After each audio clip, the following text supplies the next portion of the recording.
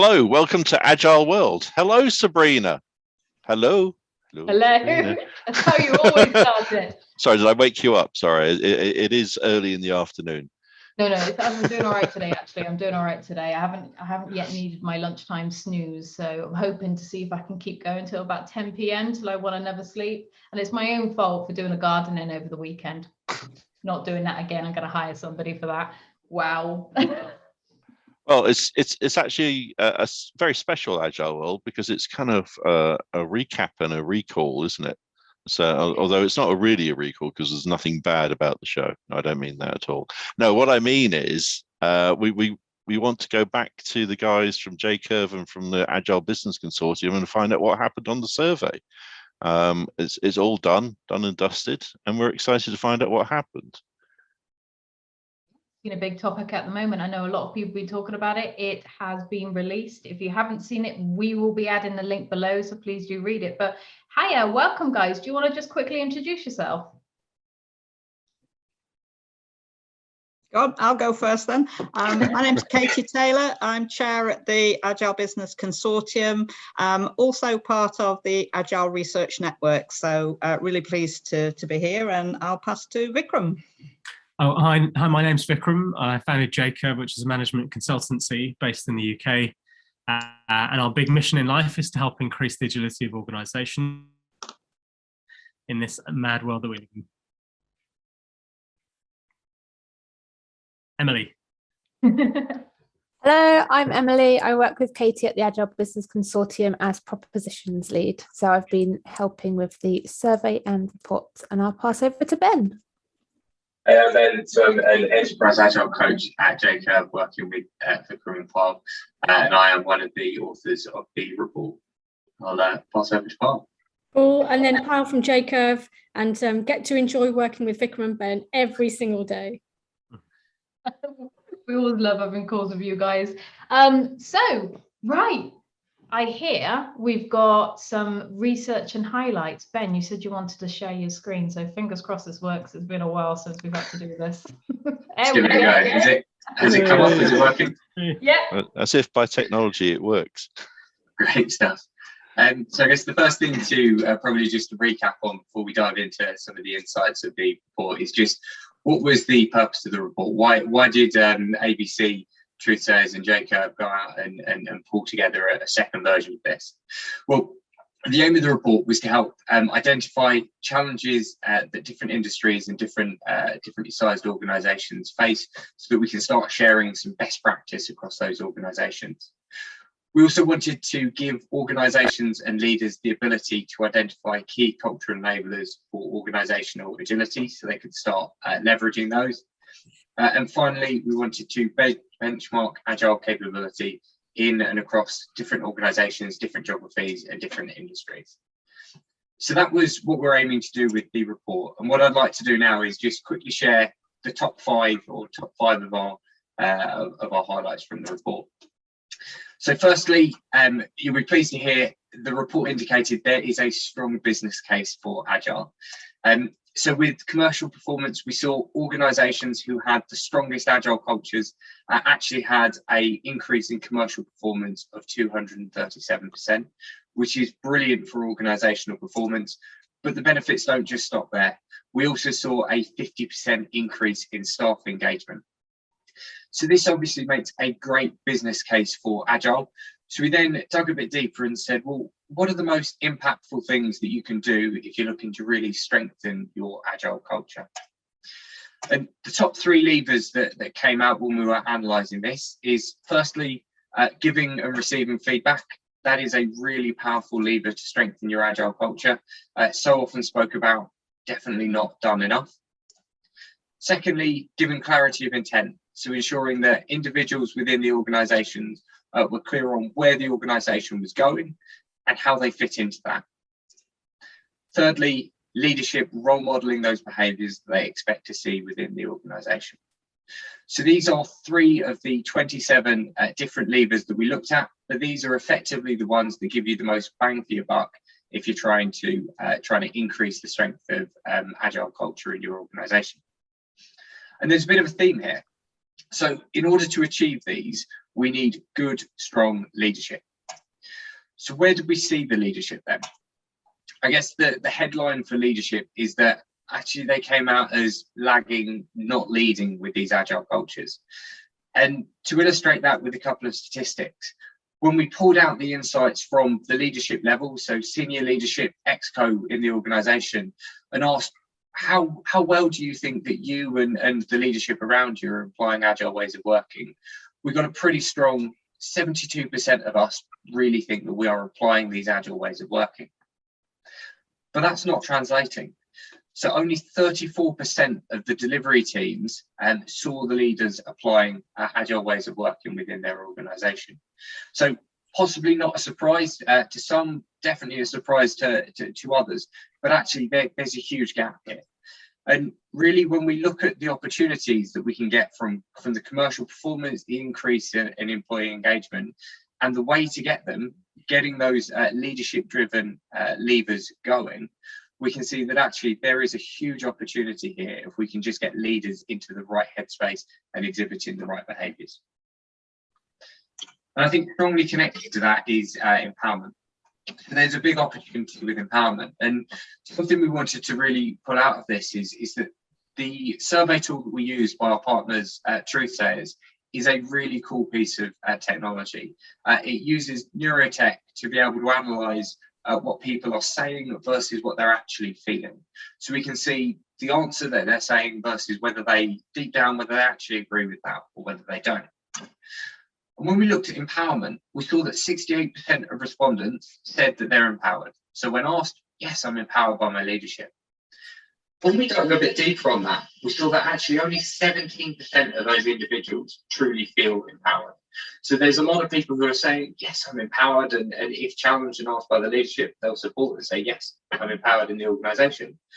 But actually, they don't feel that empowerment. And there's a huge opportunity there to really develop that and to build that more. Interestingly as well, with COVID, we've seen that this has decreased. So with comparing working behaviours pre-COVID to now having gone through it, we've seen that empowerment has actually dropped.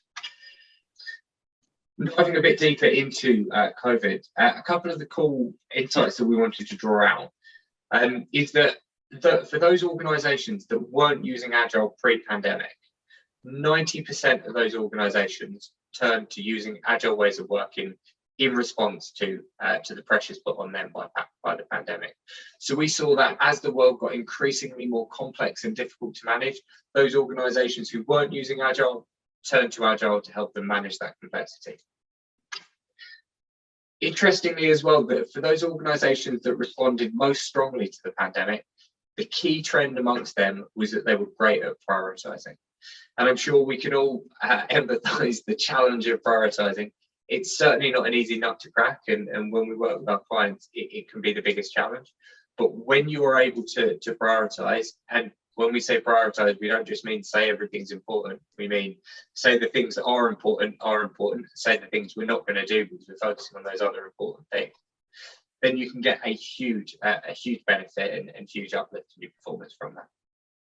So they were the top 5 highlights that I wanted to share from the report. So I'll hand back for I guess questions or any other comments.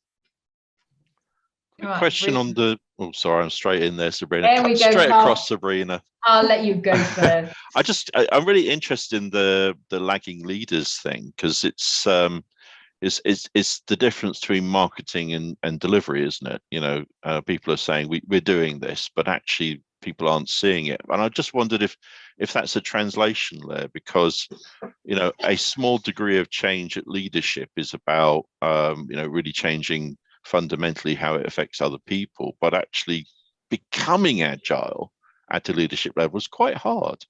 And I just wondered, you know, if we dig down into what it means to be an agile leader, what would we find? Would we find that actually they're saying and doing all the right things, but just don't know what to do or how to do it?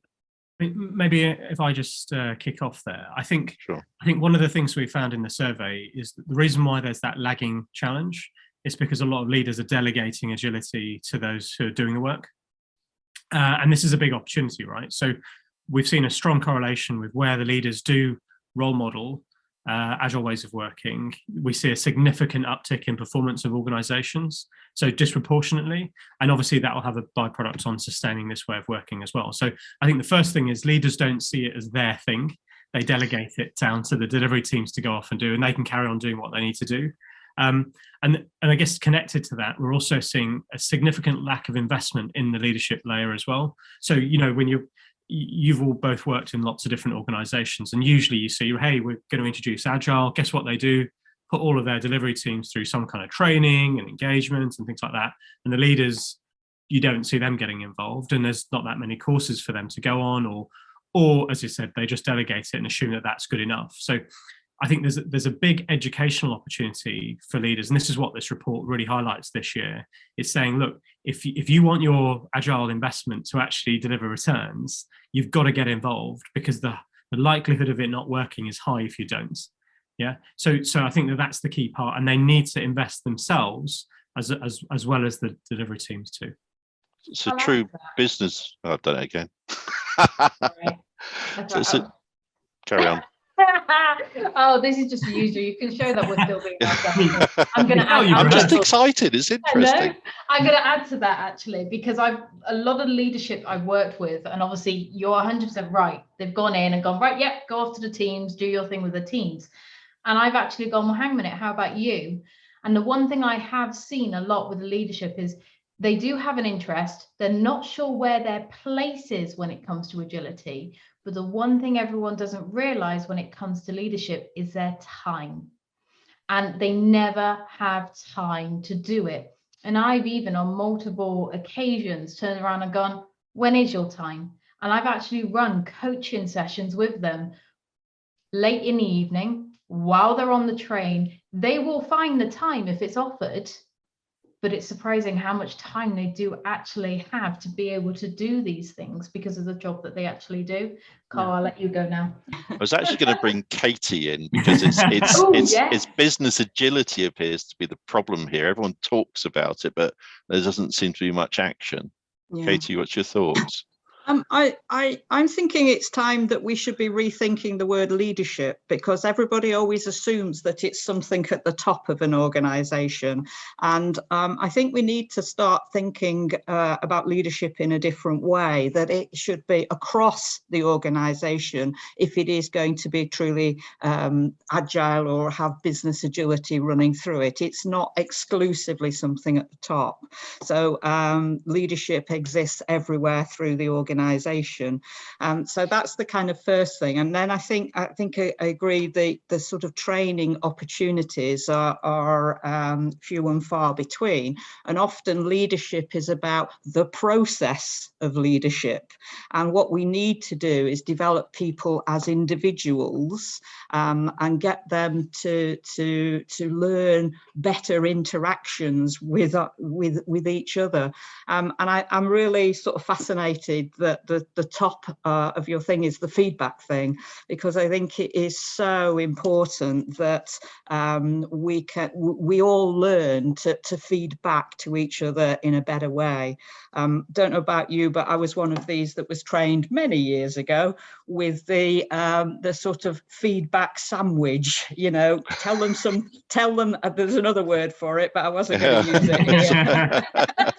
So tell them something nice to start with, do the sort of critical bit in the middle, and then tell them something nice at the end. And it's only when you start looking into the science and the research that it says we remember the first bit and we remember the end bit. We never remember that important bit in the middle. So we need to kind of rethink how we learn and how we interact. And, you know, we should be using techniques like COIN, if you want, where we actually think about the context, what we've observed, what the impact is, and then what we do next. And that's a far better way of structuring feedback. So I'm really excited that feedback is at the top, because that's what makes us all interact more and get towards that more honest and transparent communication, which is key to business agility.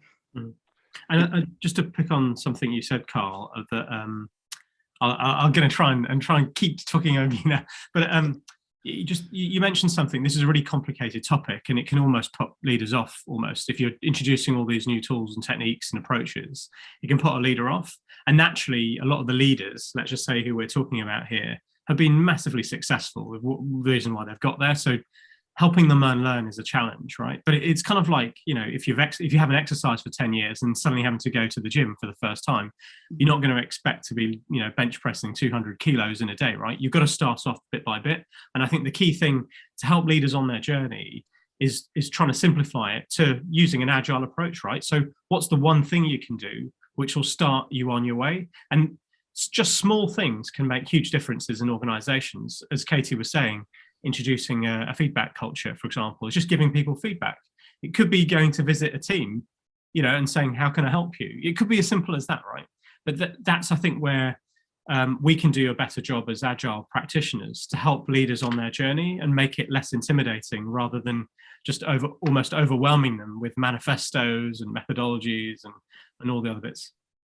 Do you think that culture is playing a huge, and I don't mean business culture, I mean actual culture of countries and people's societies is having an impact on how they're able to adopt Agile, especially in terms of giving feedback? I mean, we're all used to receiving feedback, but actually giving feedback is quite a difficult thing to do, especially if you're giving it to someone that's at different hierarchical level to you.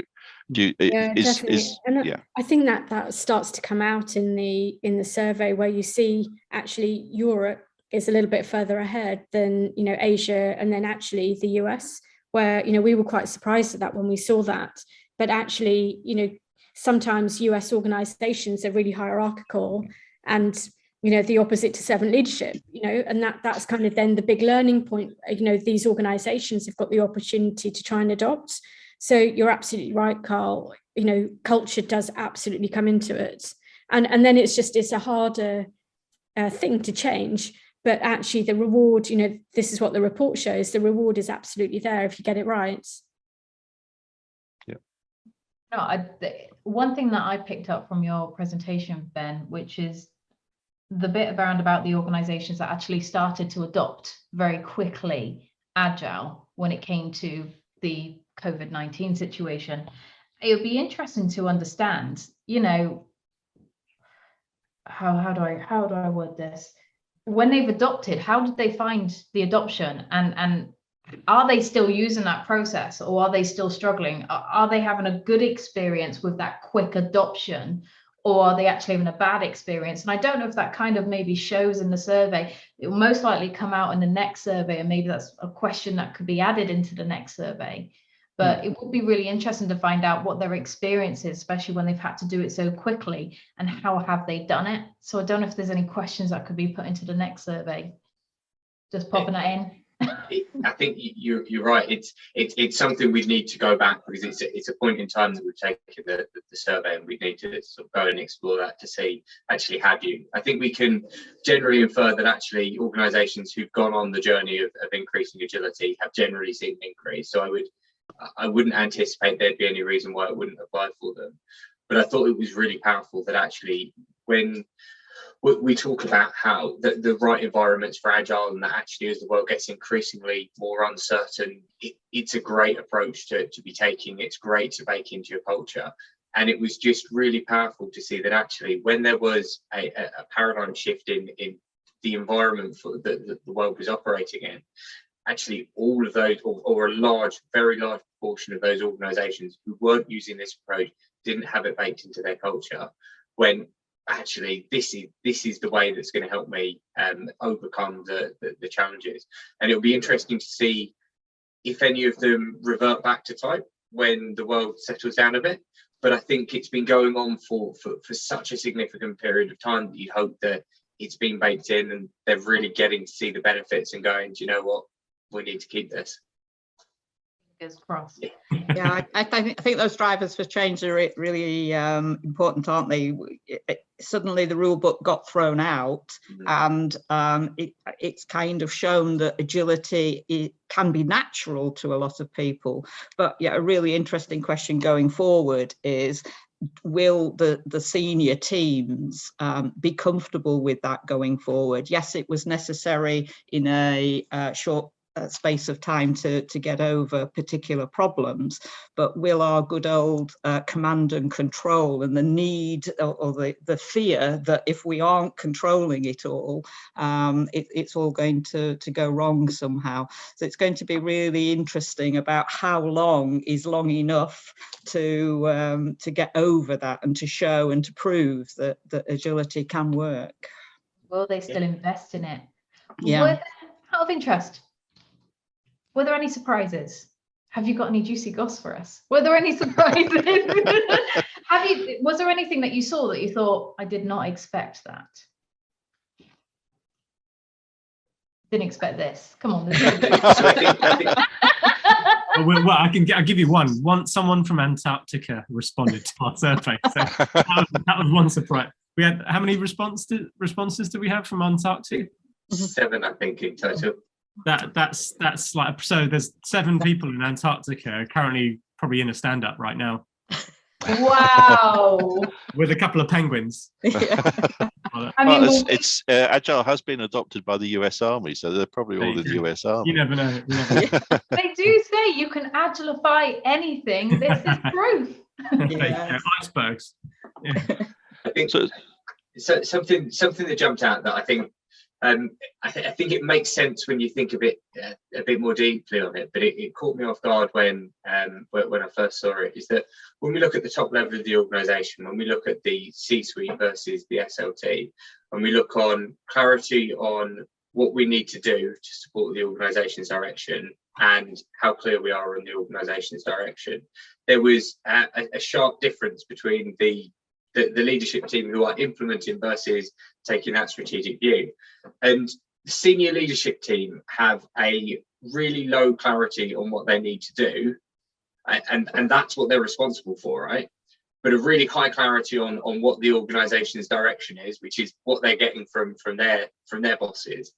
But then when we look at it on the other foot, the C-suite have a really high clarity on what they need to do, presumably because everybody underneath them is saying, yep, we've got that, we know what we're doing, but a really low clarity on the organization's direction, which is what they're there for. And I think it's both levels going, the other guys have got it, but I'm feeling a bit uncomfortable with what I'm having to do myself. And I think naturally people tend to go in that way, but I just thought it was quite an interesting insight when I first saw it, that actually you'd expect it to be the other way around. You'd expect the stuff under their control to be the thing that they're confident about. So if there's this kind of mismatch between those two, what can we do to help that? How do we get over those kinds of issues? It's been around for quite a long time, isn't it? You know, they think they're doing it, but they're not. I think it's almost the nature of the beast. It's when the challenge is yours, you truly understand how complex it is. And when the challenge is someone else's, it looks a bit simpler on the outside. And so I think that's part and parcel of it. And I think almost the exam question is anybody dropping the ball, rather than how comfortable do they feel, but actually are they fulfilling the role that they should be? And if they're fulfilling the role, then it's just something that's part and parcel of it, that actually you go into it knowing you're not going to feel comfortable, but it's okay because you're going to be able to deliver on it. Obviously, if people are dropping the ball, then you've got a bigger problem that you need to then solve. So one of the things that's really sort of plaguing Agile at the moment is metrics, and it's their metrics. A lot of them are old engineering metrics for metrics' own sake. But something that really jumped out from the survey was the how empowered people feel. And the basis of the Agile Manifesto is to empower people, yet they don't feel empowered. Do people feel that actually the what's really happening at the moment is that the old guard is fighting back and creating new sets of cages? Because, you know, I've seen in enterprise agility, people turning Agile into another form of waterfall. You know, how is that what's happening? Or is that just my perspective? Is that what I'm seeing alone? And also, you know, how do we get people past command and control? Because the way people feel empowered is to actually reduce command and control. And, you know, that's what a backlog is. You don't need a manager to give you work. You just draw it down from the backlog yourself. So getting across those kind of ideas is a bit of a shock to organizations. Yeah. I think for me, the really interesting thing with empowerment is, particularly from a leadership level, it's not necessarily as simple as you'd think. And I think for the teams as well, they're not always clear on what it means to be empowered, or even whether they're ready to be empowered. And empowerment is not abdication. It is not off you go, you're empowered, I'm not going to worry about it anymore, just come and tell me and hopefully nothing blows up. Empowerment is ensuring that you're giving the teams control, you're allowing them to be able to take ownership and to be able to deliver, but you're doing that in relation to how much competency and clarity they have. So are they clear on what they need to do and how it fits into the bigger picture? And do they have the competency to be able to deliver on that, both in terms of their skill sets and the resources? And so as a leader to empower, it's not just off you go, you're empowered. It's saying, how much competency and clarity does that team have? And how much control can I relinquish?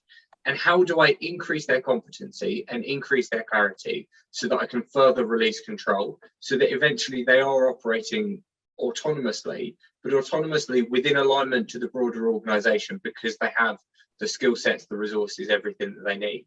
And as a team, I've got to be comfortable with that. And it takes time. And perhaps if I've worked in an environment that is command and control, and I'm used to just being told what to do, if I'm suddenly having to think for myself, that's not something that's necessarily going to come naturally.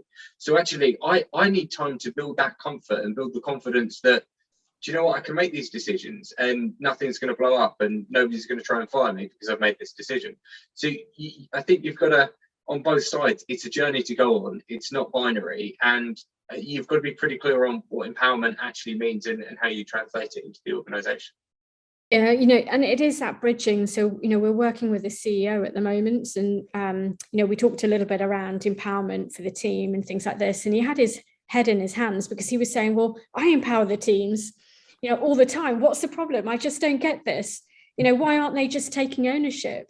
But actually, it is that point that Ben's making of you've got to bridge the conversation. And again, how you empower one person could be really different to how you empower another, depending on their capability.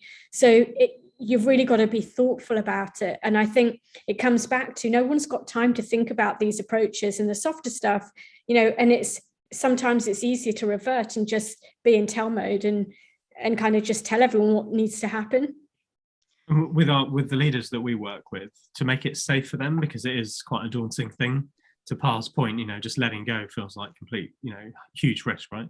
Is we run experiments. So what's the one thing you can do this month, which will move towards a more empowering environment? As I said, it could be we introduce, the GROW model, for example, to have empowering conversations where rather than just telling people what to do, why don't you just ask great questions? That's an experiment in itself, right?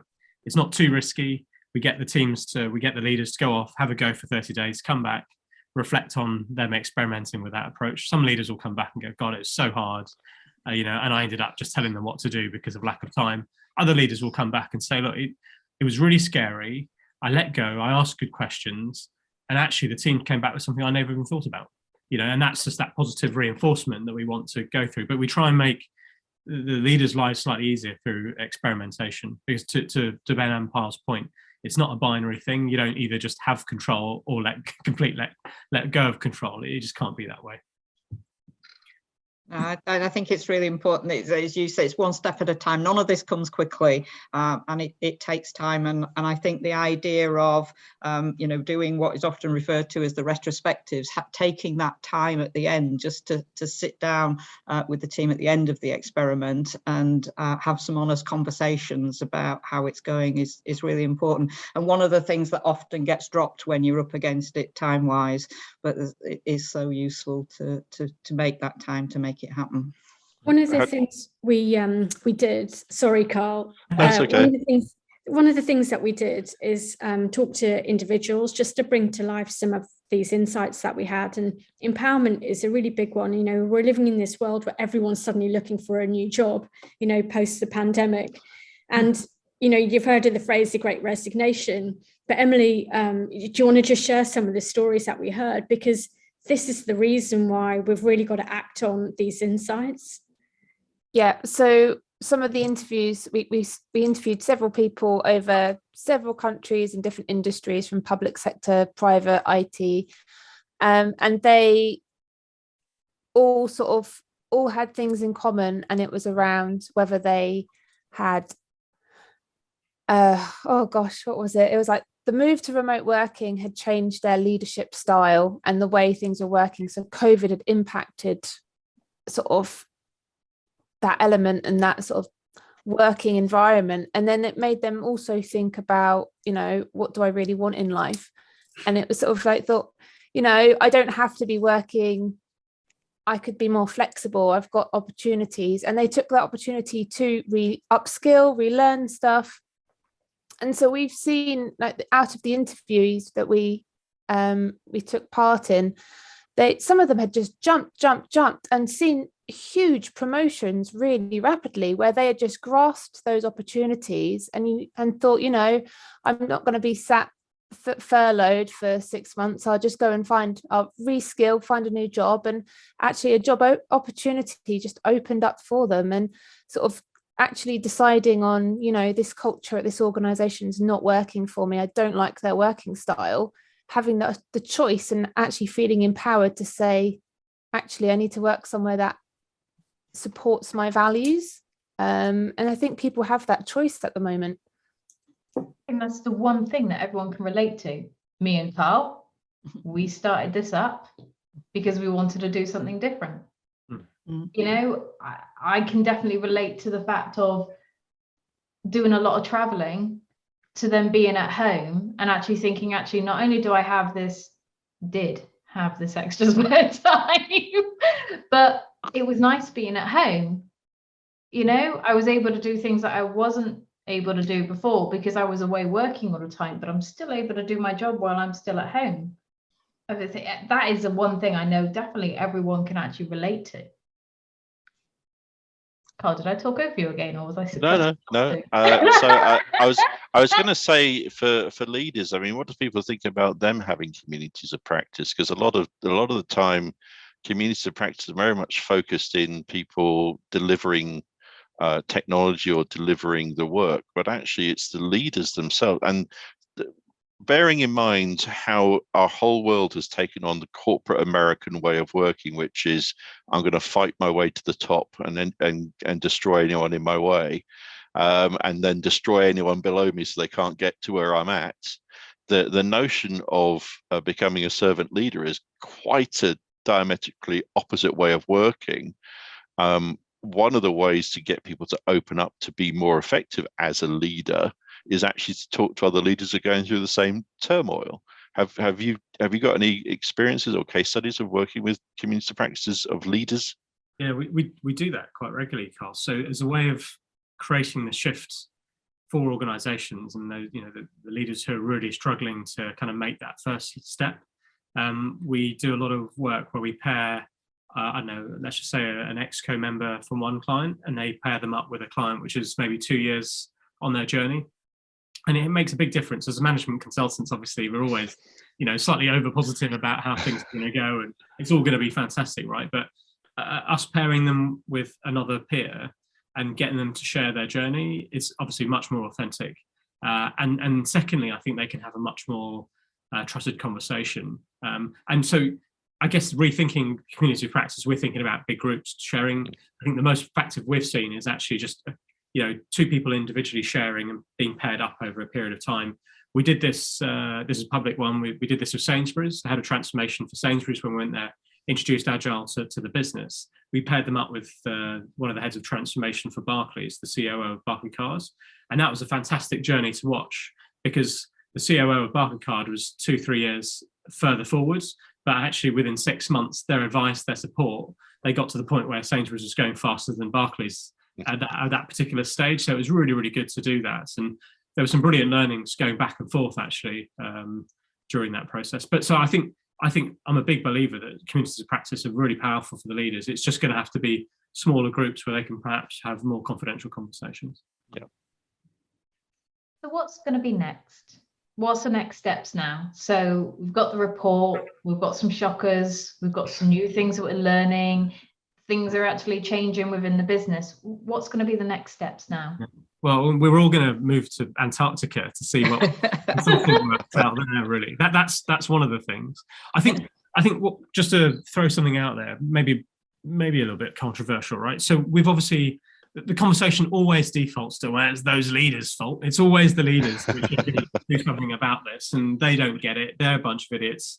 They should be fired, etc., etc. Right? That's what we hear a lot with the Agile community. I think one thing that we've pushed as a result of the survey that we've done is maybe we need to start looking in the mirror more as well. So as a bunch of Agile practitioners, we can easily blame others, but let's have a look at ourselves. And we frequently come across, the practitioner who's just basically trying to ram the manifesto down a leader's throat, right? And just imagine these leaders who have been very successful and then suddenly arrive, here's the rule book, this is how you need to work. It doesn't usually work very well, right? So we need to think about how we're turning up to those businesses and to the leaders, and what skills and capabilities do we need to have and upskill ourselves with so we can better influence those leaders. And I was describing earlier that if those peer-to-peer conversations work really well, what do we need to do to step up and be seen as peers to the business and to those leaders too, right? So I think there's an upskilling not only of the leadership population on that side, but also from our perspective, what skills and capabilities do we need to have? There's a lot of technologists who have come and become Agile practitioners. Do they need to learn more about how businesses work, how to do strategy, how to problem solve, etc.? That's something I think we need to look at as well as just the community of people we're trying to strengthen and support. So we recently. Sorry, I was just gonna say, can I use the term of we need to eat our own dog food?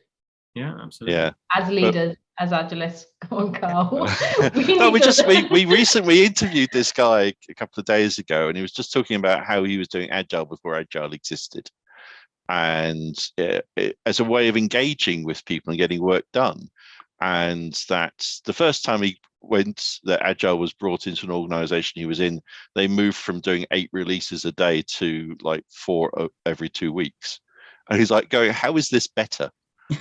How did we become better by adopting Agile? What we did was we created blockages in our flow of work that followed this Bible of Agile. And I just think there's this, we need to be very much more bespoke consultants, very much more about what exists already that's good, that Agile can augment and make more of a standard practice, rather than Agile, because I think that's the thing that's crippling transformation and crippling organizations. Yeah. And to your point, this is not the first rodeo for a kind of some kind of theory or methodology, right? We've seen that in the history of lean, that came and went. It's coming back again. Obviously, we've seen business process re-engineering. There's almost every decade there's a methodology that some consultancy is trying to shift.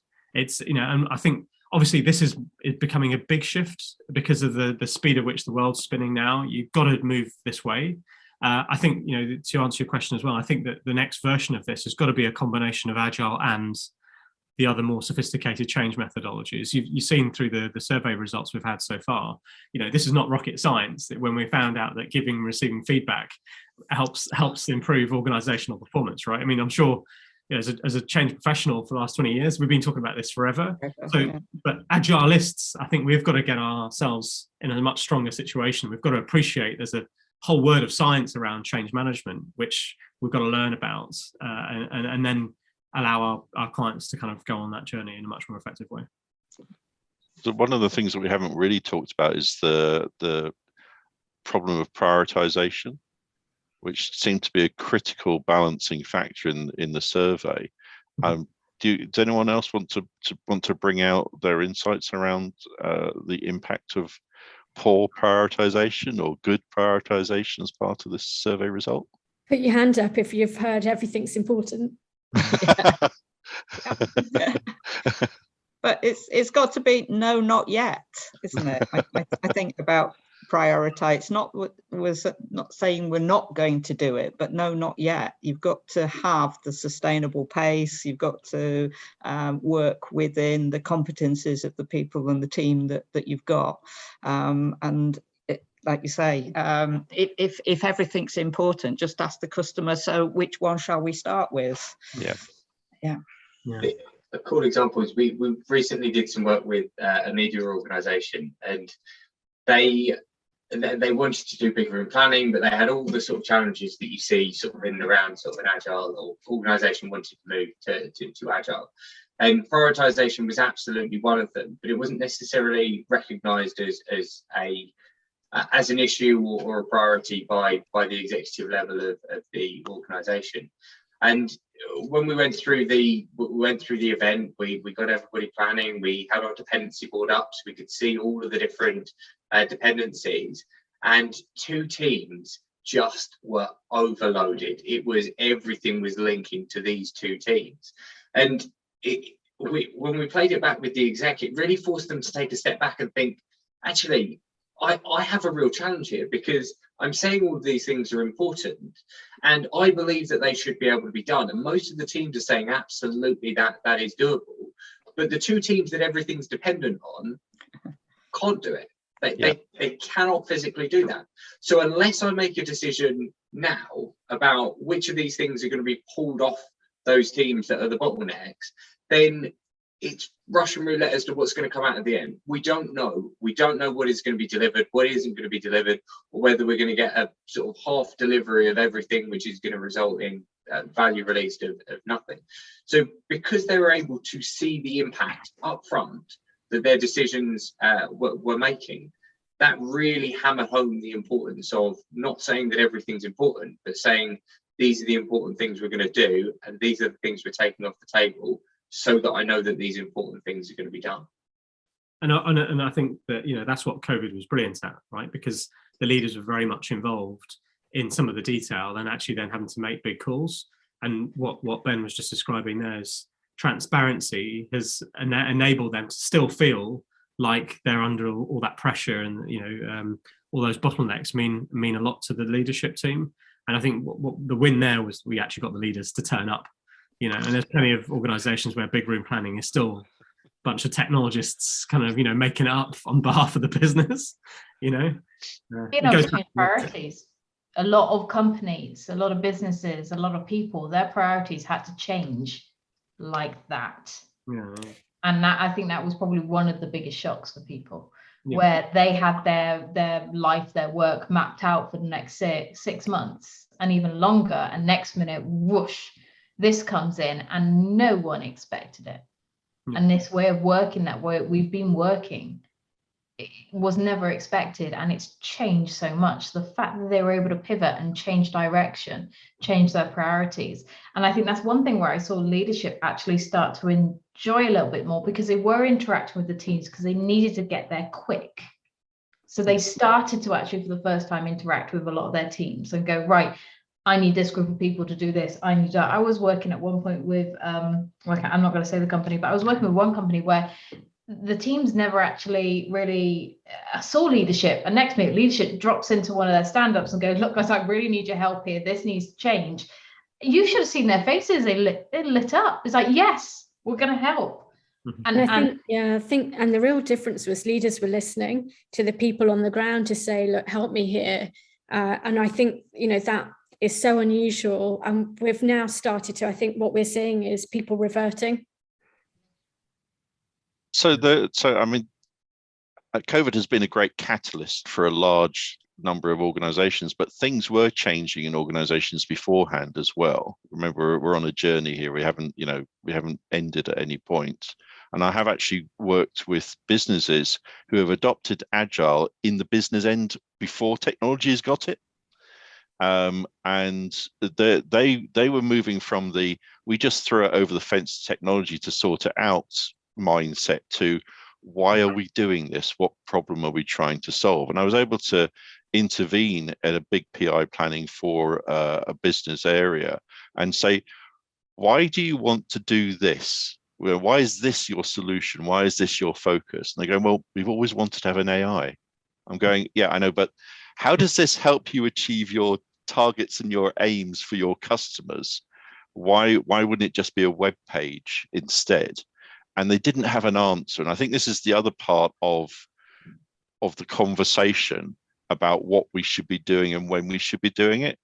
Why are we doing it? What problem are we trying to solve? And having those adult conversations that before COVID certainly were quite rare, but during COVID became very much an integral part, because actually people felt that there was less capacity. The capacity remained the same.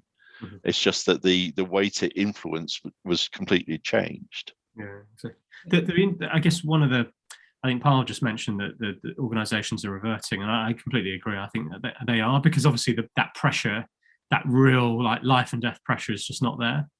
But I think the kind of the hum in the background for me is that, you know, this whole kind of great resignation piece is becoming more of a threat to organisations. Some of our clients are running at 30% vacancy rate right now. You know, hundreds and hundreds of people they just can't hire anymore for various different reasons. And this is where the employee proposition element becomes really important. And, you know, you've seen it in the survey. We've seen that organisations where they switch this on properly can get a 50% increase in staff engagement. And I think this is where almost the employees are going to start driving. It feels a bit bottom up, but actually they're going to start driving, and actually a mandatory approach to using this approach, because otherwise I don't want to work in an organisation where I can't achieve anything. You know, I'll go and work for less somewhere else. You know what I mean? It's just this company. We know loads of companies offer really great salaries, but they're not hiring people because they just don't have the employee proposition. You know, anymore. And the word's out as well. You know, people are saying, "Don't come and work here," because, you know, everything they said to me at the interview wasn't true. Yes. Yeah. Or the interview process takes 4 months, you know, like. Yeah, or you have 9 interviews and you think, well, surely you know something at this point. Yeah, exactly. You're absolutely right. This is the company I'm talking about. I had 7 with them, and I just told them no more. It's either you want me by now. I mean, I've met everyone apart from the building maintenance guys. So. Yeah, exactly. It just says something, doesn't it? So I think that a lot of people will vote with their feet and say, I don't want to work for an organisation which is just doesn't have the agility. You know, I want to go and work for something which actually delivers something I feel valued and I'm in learning, etc. So I think that's going to be the consistent pressure, or the increased pressure now, more than anything. You know, more than having to react to the market. We're getting to the stage. We're getting close to the end. Is there anything that anybody wants to bring up around? And do you know, this has been really, really great. And I almost I don't want it to end, so we may have to have like a secondary session. But is there anything out of the survey, or anything that they've learned and that they've seen that, you know, they just want to go through or say that we haven't already? Go on, Ben. I can see you trying. So one thing I thought that for me was really heartening is, and it caught me off guard a little bit, was when we looked at sort of the media that was picking this up, and the trade press that was picking up and really interested in the report, the number one area that wanted to talk about the report, share it, was actually HR. The HR media absolutely loved the report and was really interested and really engaged, which is fantastic, because one of the biggest challenges we see when you're going on this journey is actually you need HR on board. If you don't bring HR on this journey, you're going to hit big issues and roadblocks down the road. But the fact that the HR press was so interested in this and could see that actually this is the answer to some of their challenges, and recruitment being one of them, employee engagement, employee retention being big challenges that are being faced in that particular area at the moment, was just, for me, really heartening that they recognised and went, this is something we need to be sharing within our community more. Yeah, and will HR start to adopt agility? I think they are. We've seen organisations where HR are driving this in and driving.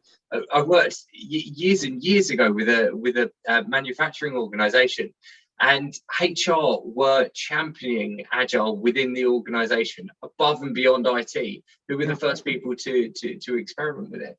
So I think I definitely think you will. I don't think it's everywhere, but I think the organisations where HR are getting wind of it, they are certainly flying the flag. Yeah, and I think that's true. And I think research-wise, ARN at the moment has just done a piece of work around doing some sort of literature review on HR and agility and what they found. So that's a watch this space. That's going to be published in a few weeks' time, so that we can take this part of the conversation forward. Because yeah, I totally agree. It's a really important part of how organizations are going to get more agility across the board.